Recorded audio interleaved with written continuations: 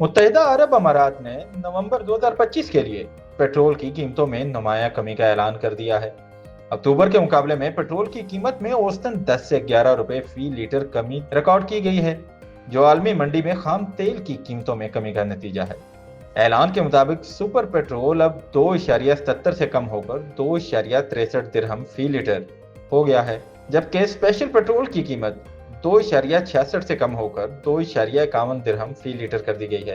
اسی طرح E plus petrol 2.58 سے کم ہو کر 2.44 درہم فی لیٹر مقرر ہوا ہے۔ یاد رہے کہ متحدہ عرب امارات میں قیمتیں ہر ماہ عالمی منڈی کی اوسط قیمتوں اور آپریشنل اخراجات کی بنیاد پر طے کی جاتی ہیں۔